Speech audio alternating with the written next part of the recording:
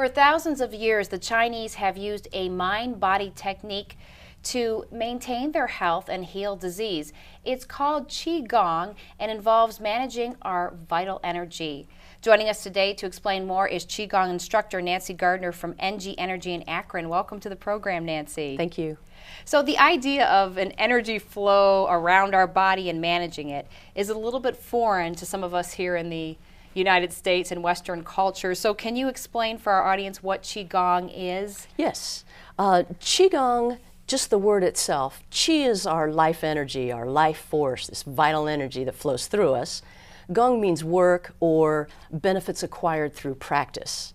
So a definition of Qigong would really be an ancient Chinese healing art and science that awakens our deepest potential energies that can help us rejuvenate our body, cultivate our mind, and realize our spiritual nature. So an important thing to realize is that Eastern thought is very different from Western thought. The description or definition of health from an Eastern perspective is a full and flowing supply of qi, or life energy, not just the absence of disease that we look at health as in our culture. Would that be similar to like a soul? What we in our kind of Western religions call a soul? Would the qi be similar to that, or a spirit? Yes, that is one way that we could define it. All cultures actually have a word for this life energy. Anyone who's taken yoga has heard the word prana. Okay. In Japanese, they call it ki.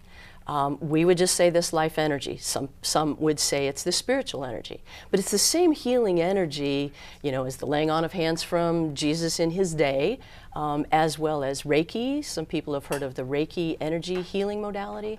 It's the same energy, just a different word. So how do people manipulate or use your Qigong? How is it, as an instructor or a practitioner, what exercises do you do? How do you work with it? Well, there are various, like thousands of different Qigong practices. Some are exercise Qigong, some are meditative Qigong, and then there is Qigong energy work that is administered by a certified practitioner. So exercise Qigong, most people are familiar with Tai Chi. So in an exercise Qigong, externally the body is moving, while internally the mind is very quiet, peaceful, and at rest. With a meditative Qigong, externally the body is very still. Now that could be seated, it could be standing in a posture we call hug the tree or sword fingers. It's just that the external body is very quiet, very still.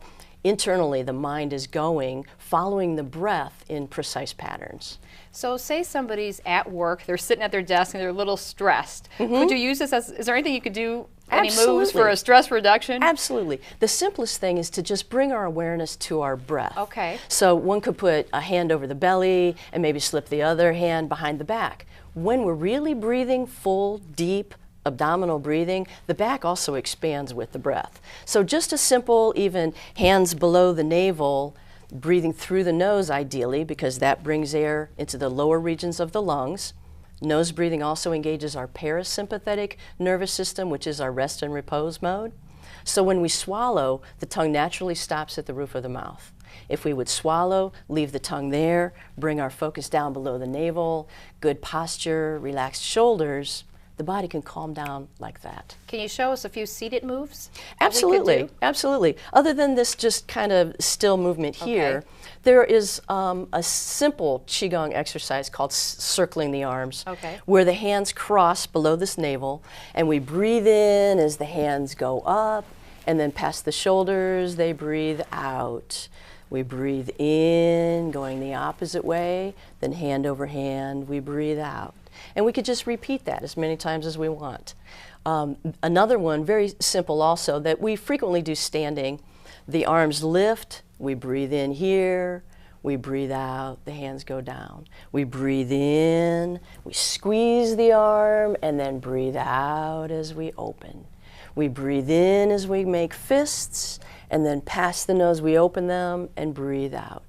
And we could do multiple repetitions of that. Again, in sync with our own personal breath. So someone else who has very deep, full breathing would be moving slower. Someone who doesn't have that deep and full of breath yet would be moving a little more quickly. The importance is good posture, breathing in sync with movements. So you've been teaching Qigong for a long time. Are there any health studies or benefits that your students have shared with you? Absolutely. There are documented studies now. Frequently they tie Tai Chi and Qigong together when they're doing these studies, and there have been some separate. The studies have shown preventing falls, frailty and falls in older persons, helping with cardiopulmonary issues, reducing blood pressure. My personal experience, I have a student who has fibromyalgia, and she uses that as a way to keep herself active and fully involved in life. Another one of my students had really tight shoulders and lack of mobility. That has improved. Another one of my students is a 5-time cancer survivor, and she has a lot of scar tissue issues, and so the movements of our Tai Chi and Qigong both help her build that muscle strength, help keep some of the pain issues under control. I had a student that was in a car accident, had leg issues, that has been improved through this practice. Somebody else had back issues, that it's been improved. It's just so exciting of all of the benefits that have happened. Another one, just bone density has improved. And she said the only change since her test 2 years ago was the addition of Tai Chi. And she had osteopenia, osteoporosis starting before, and now her bone density has improved just 2 years later. That's amazing. Yeah. So how would someone, if one of our viewers is watching right now, might have some health issues, yes, how would they get started? What would you suggest? Look for a class.